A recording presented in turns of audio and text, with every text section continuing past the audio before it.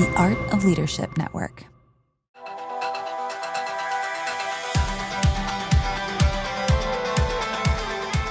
Well, hey leaders, welcome to the LeadCulture podcast, part of the Art of Leadership Network. I'm your host, Jenni Catron, CEO of the Foresight Group. We're a company dedicated to helping leaders develop thriving teams. Each week, I'll be your guide as we explore practical strategies to equip you with the tools you need to lead with clarity and confidence and build unstoppable momentum in your organization. My mission is to really be your trusted coach, empowering you to master the art of self-leadership so you'll learn to lead yourself well in order to lead others better. Each week, we take a deep dive on a leadership or a culture topic. You'll hear stories from amazing guests and leaders like you who are committed to leading well. So let's dive in and keep learning together. So today I have an interesting topic for you. We're going to talk about how intuition is your superpower. Now, specifically, and this is a little unusual, this topic is more specifically targeted towards women leaders. But guys, before you tune out, I want you to actually consider listening through this whole episode. Because one of the things that I've found is that women often have just they're more intuitively tuned in to the dynamics in your organization, but they're often the only one at maybe the leadership seat that senses or feels or notices some things. And so oftentimes their voice can get a little diminished, maybe from their own insecurities or fears about speaking up and or just being outnumbered within the organization. And so I think as we continue to figure out how do we lead well together, how do we tap into the strengths of every person on the team, I think it's really valuable for our men to understand some of the intuitive side of how women think and how women lead. And I think it's also really valuable for women to understand this so you know how to show up and contribute in a meaningful way. So here's what we're going to discuss today. Women leaders often have just kind of a feeling about things, right? You might call it your gut, intuition, discernment, but whatever you call it, you sense when things aren't quite right? You just kind of sense when something's not quite right, whether it's a decision that you don't feel comfortable with, a team member who's struggling with something, or a leader who's not operating from a healthy place. You often sense a problem before you can specify the symptoms. And what's worse is that when what you feared comes to fruition and you're beating yourself up for not naming it sooner, right? Like ever had one of those moments? Like you feared it, you anticipated it, and then it happens, you start beating yourself up for not acknowledging it. So in this episode, I'm going to help you better identify what you're sensing and give you practical ways to voice concerns in a way that they can be understood and acted upon.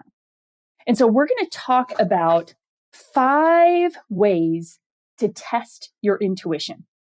5 ways to test your intuition. And so again, I'm speaking more directly to women leaders because as we're going to share in this episode, there's some specific science that says women are wired a little more intuitively. That is just one of the strengths that we bring to the table. And I think it's really important then as women leaders, we understand how to show up with that in a really helpful and meaningful way and understanding our male counterparts and how to bring our intuitive sense in a way that can maybe be understood better. And then guys, I think it's really valuable for you to understand this dynamic of how women are wired to help you be more receptive to when they have that gut, when they just bring something that they're sensing or they just are discerning something that might be really valuable for you and the team to consider. I also want to leave space that some of you guys are really intuitive. So it's not that this is exclusively a gift that women have, but science would say we are generally, as a gender, a little more intuitively wired. So I think this can be valuable for both men and women to listen to, but just I'm going to speak a little more directly to the ladies today. So let's talk about this. Have you ever been in a situation where you had that strong feeling about something, but you just didn't heed it? Right? Like you had that gut. You You felt it, you saw it, but you second guessed yourself. Maybe it was a decision your team was making. You might have even spoken up, right? Maybe you even spoke up, but you were talked out of your concern, maybe by yourself or by others. You might have given into the group and the perspective that the group had, only to be frustrated when your instinct was actually correct. And for years, I found myself in this situation, frustrated because I didn't trust my gut or defend my instincts more. And part of the reason was that I didn't know how, right? Like I could see it, I could sense it, I could feel it, and I would second guess it, and then I wouldn't speak up. And then what I anticipated would actually happen, and I would be mad at myself for not acting on what I was noticing. The problem was that I could rarely defend my perspective. It was just that. It was my perspective, right? So there wasn't a lot of, I couldn't give data. I couldn't give more concrete evidence to it. And so in not being able to do that, I held back and I didn't contribute what I was noticing. And again, although it often proved to be correct, it wasn't that helpful in hindsight, right? So while it's like, it was great to be able to say, I saw that, I knew that. Well, that's not terribly helpful after the fact. I had to learn how to articulate better and defend my thoughts in those situations. So I want to read you a segment from an article by Dr. Michelle Martin. She says that intuition is defined by researchers as our brain's ability to draw on internal and external cues in making rapid, in-the-moment decisions. So let me read that again. Intuition is defined by researchers as our brain's ability to draw on internal and external cues in making rapid, in-the-moment decisions. And she goes on to say, women are commonly believed to have stronger intuition than men, which is why we call it what? Women's intuition, not men's intuition. So here's some of the data behind that. But she says this inclination is often undervalued in our logic-based society. As women, we are taught at an early age to ignore our intuition and trust in the wisdom of others instead. We're also likely to be criticized for being what? Too sensitive, too emotional, too dramatic, and too illogical when we're operating off of our intuition. So again, this is one of those places where as women leaders, sometimes we hold back because we've heard those phrases. We're too emotional, too dramatic, too illogical when we're operating from our intuition. So then we feel like we've got to shut that part of our instincts down. And she says, this constant barrage of criticism can cloud our judgment and make us doubt ourselves and our instincts. She says, basically, researchers have found that although both men and women have the capacity for intuition, so both men and women have the capacity, women have stronger intuition because our brains are hardwired for it. For instance, one study she found used MRI scans to compare male and female brain connectivity and discovered that the typical male brain is neurologically wired to be more logical and thus is more effective at linking perception with action. So guys, your brains are wired to be more logical. The female brain, on the other hand, has more neural connections and is more efficient, which makes women better at interpreting social phenomena, including social cues. In other words, men are hardwired to be more logical, and women are hardwired to be more intuitive. She says men also have higher spatial intelligence and women are better at big picture thinking.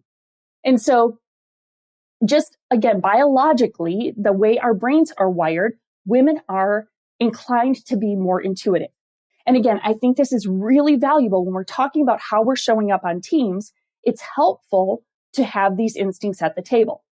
So ladies, I want to give you 5 ways to test your intuition, because what I hear, what I experience personally, and then what I often hear from a lot of the women leaders that I get to work with is that you doubt or question or second guess or often are the only one at the table with that perception. And then you don't know how to show up with it in a way that helps it be heard or at least included in the conversation. It's not that we just can blanketly say our intuition's always right and that they don't listen to me. And if they just listen to me, it'll all be okay.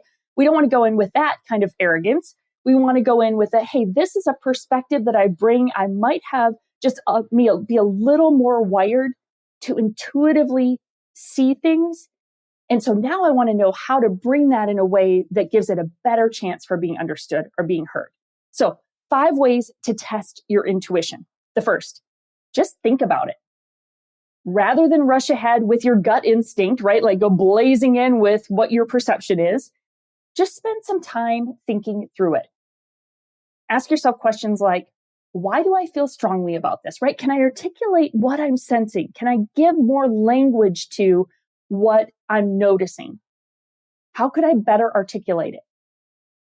So just taking some time to think through it often gives me greater clarity for how to communicate what I'm discerning in a more helpful way. This happens a lot just even in our house. My husband and I have a couple of different businesses that we do together, and I will often have a gut instinct about things. We literally were having a conversation just today, and I had a pretty strong instinct around the dynamic. And here's what I wanted to do, you guys. I wanted to give my husband the feedback, and I wanted to move on to the next thing because I kind of love being hyper efficient. I don't like to waste a lot of time in conversation. So I want to just kind of move on to the next thing. Well, with this understanding, I recognized I was making a pretty quick judgment about something in a situation that is probably correct. I'm not 100% sure it's correct, but I have a pretty strong sense of what we need to do in this particular circumstance. And so we're talking about it, and I notice I want to just say it and move on. But with this like understanding, I was slowing myself down to go, okay, how can I articulate this better? What is it about the situation that is making me come to this quick conclusion? And so I did. I kind of paused and engaged the conversation a little bit more to try to give a little more insight into what I was noticing and why I was jumping to the conclusion that I was on the situation we were discussing. So just stopping to think about it a little bit and give yourself space to go, okay, why do I feel strongly about this? And how could I articulate it better? Doesn't mean that I have to back it up with a bunch of data, although we'll talk about that here in a minute. But it just initially trying to articulate it a little more clearly will give us a better chance of helping our team members understand it. Number 2, know your strengths based on some helpful personality tools. So most of you have a personality tool that your team uses that is just a great resource for you in understanding yourself and understanding others. One of my favorites is Working Genius. In fact, several of the Foresight coaches are certified in Working Genius. And if you're familiar with Working Genius, there is a genius of discernment. And again, it doesn't mean that other people don't have discernment or intuition, but there is a genius of discernment where you are more naturally wired to discern whether something will work or not. Like you just have that ability to critically think about things and, again, kind of intuitively know whether it will work or it will connect or whatever the situation might be. And so when we did this assessment as a team early on and discovered that my top genius is discernment, it instantly gave me and the team more understanding and confidence when I have a strong gut about things. It's like we all kind of perk up, right? We all kind of know, oh, okay, her genius is discernment. So what is she noticing? Like, what is she sensing? Let's pause and kind of dig into that a little bit more. So just knowing that that's one of my strengths helps the whole team recognize, okay, she's stronger in that. So let's lean into that to kind of see what ask some good questions. So again, it's not a blanket for just oh, whatever she says we do. No, we just put the curiosity hat on and we dig a little deeper, both myself and my team, and recognizing, okay, let's pay attention because her discernment gift, genius shows up here. We need to see what she's noticing. Now, here's another thing that I will tell you. It doesn't mean that the other, like in the case of Working Genius, or maybe you use DISC or Myers-Briggs or whatever, Strengths Finder, whatever it might be. Whatever your strengths are, you probably have more intuition in that area, right? So let's get another example. Let's say you have we'll just stay with Working Genius. You have a genius of tenacity, right? You see details. You know how to get things across the finish line to get them to completion. Well, when you're in a conversation, you're probably going to intuitively start sensing when details are missing or We're not thinking through all of the steps of the process, right? Or we're jumping to conclusions about things and we actually need to like make sure we've crossed all the T's and dotted all the I's, right? Like your genius of tenacity is going to make you more intuitive in that area. You're going to have more instincts around what's needed to actually get this done. If somebody's like, oh, we've got this big project and, should only take us this amount of time, you intuitively are tallying up all the little things that need to happen to make that project, fit to get that project to the finish line. And so you're intuitively saying, guys, no, we're going to need about 3 weeks to do this. And everybody else is like, oh, it'll be fine. We'll get it done in a week. Like it'll be no big deal.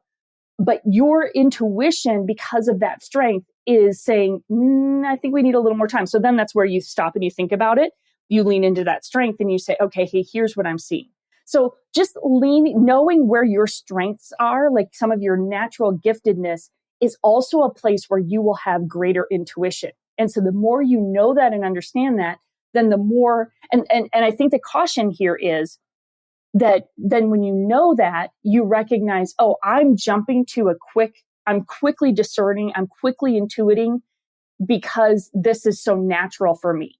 But it's not necessarily natural for everybody else on the team. So I've got to take time. I've got to give space to be able to help articulate that. Okay. So number one was think about it. Just give it space. Number two, know your strengths. Know where you are naturally more intuitive. Number three, evaluate all perspectives. Trusting your gut.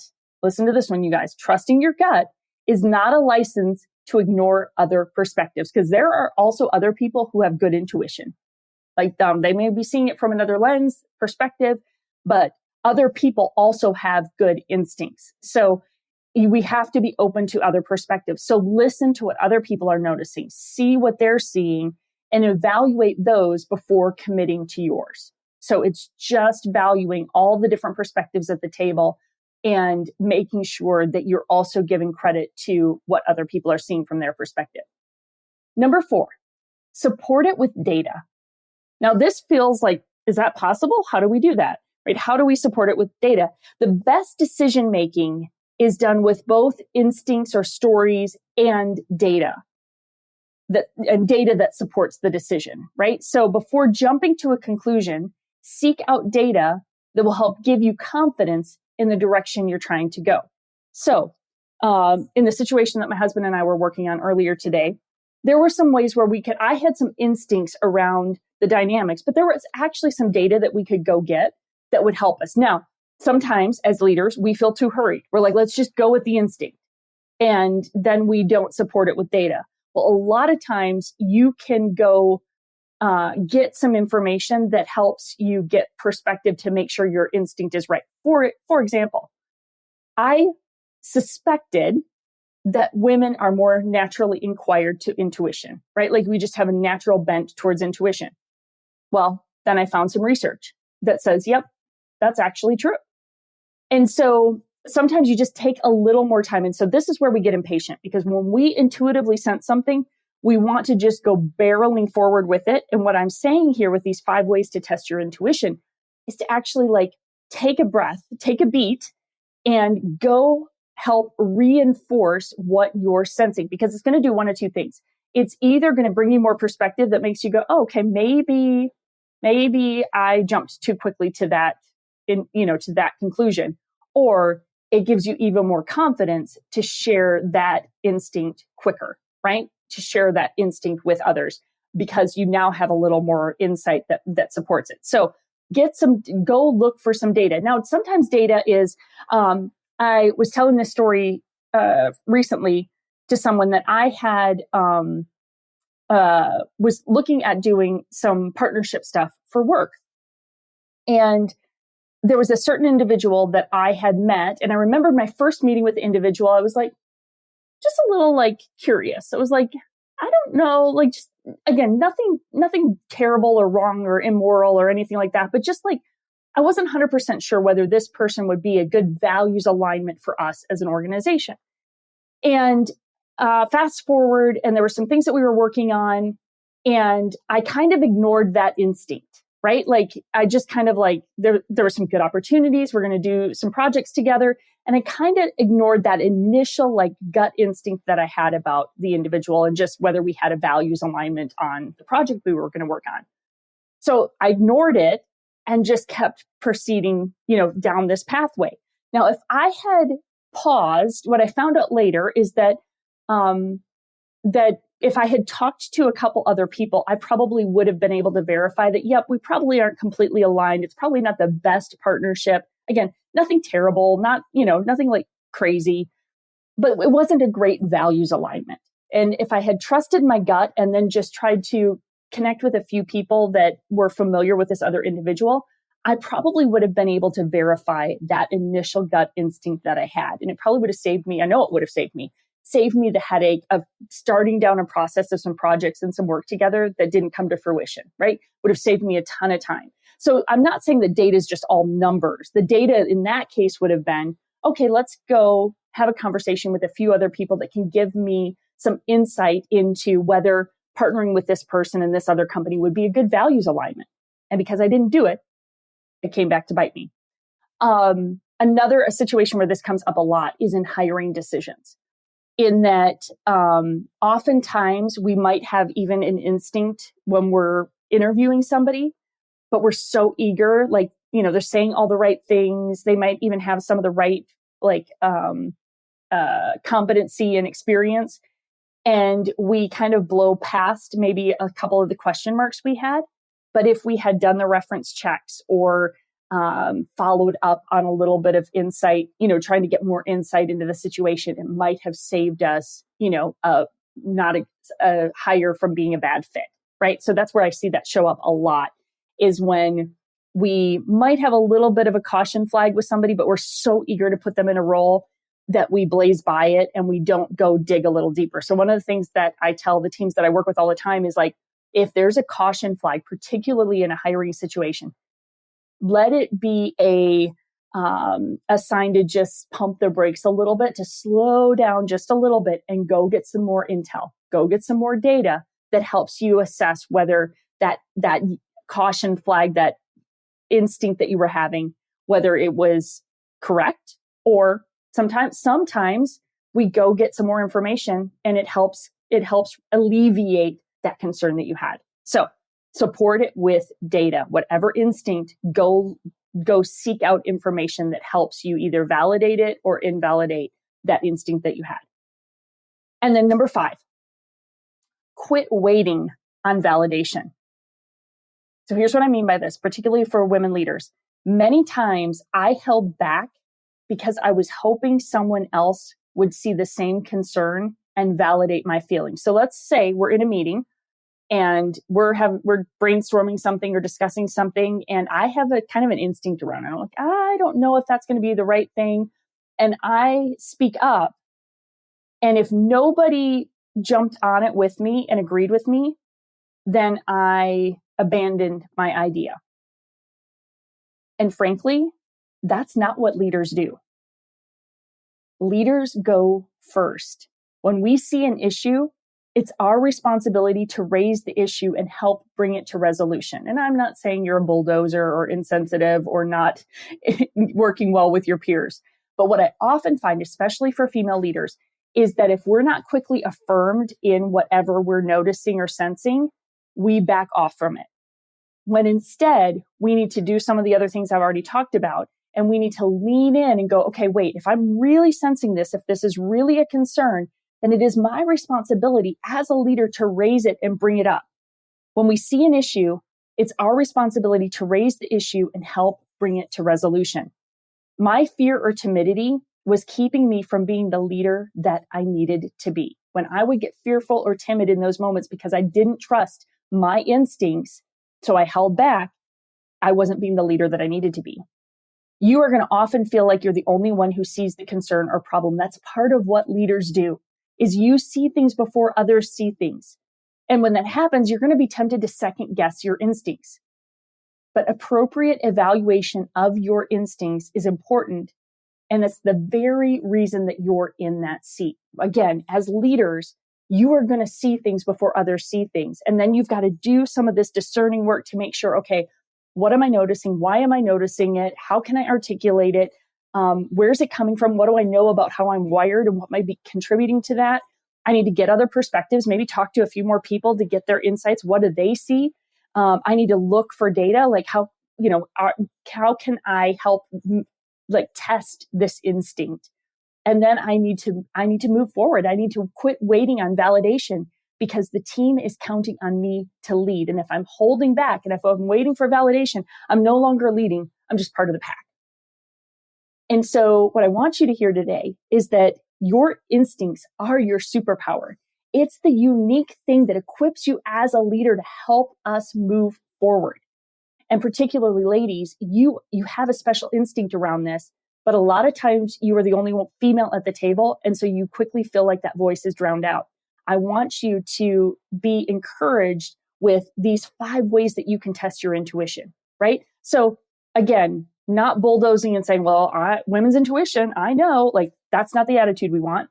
We want to say, okay, I have a gut, I have an instinct. It's valuable. It's important. I'm at this table for a reason. I need to be able to express what I'm seeing, sensing, or feeling. So I'm going to think about it more and be able to articulate it the best I can. I'm going to know what are my strengths and where they're coming from and why I'm noticing what I'm noticing.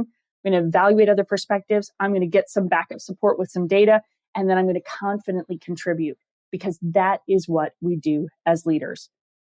The more you can articulate the why behind your insights, the more chance you'll have to use them to lead well. And so ladies, I hope this has given you some perspective, some thoughts, some courage to bring your instincts, to bring your intuition, because the organizations you serve, the teams that you are a part of, they need that from you. We are better when everybody brings their strengths. And so this is one of the unique things that we get to bring. Guys, some of you are super intuitive. So I hope this was helpful for you as well, and just helping you bring more clarity to how to show up with some of that intuition and those instincts. But also, I hope it helps you understand just sometimes when the women on your team have that gut or they have that discernment, and or maybe here's something to pay attention to, guys. Maybe you're leading a meeting and you're noticing that one of the women on your team is being a little quiet. She might be intuiting something. She might have some perspective, but she's a little nervous to speak up because it's counter to maybe some of the other discussion that's happening. Invite her voice. Ask her what she's noticing or what she's thinking so that it's brought to the table so that you can evaluate it as a team. Because again, this is one of the things that we get to do as leaders. We lead in situations and circumstances where it is not black and white. That's not what leaders do. Leaders lead through the messiness. Leaders bring clarity. And that clarity means we have to be comfortable with the ambiguity, comfortable with I'm bringing this intuition or this insight. I'm not 100% sure about it, but here's what I'm noticing. And we bring it to the table so that we can process it, we can talk it through, and we can determine what do we do with it to keep leading well. So I hope that sparked some interesting ideas or thoughts for you. It's certainly, as I was just kind of working through it and trying to give more clarity to some of this intuitive sense that I have sometimes as a leader, it was super valuable to me. And so I hope it was to you as well. Let me know what you thought. In fact, I hope that you'll listen to this with another leader, maybe with your team, and talk about, okay, how do we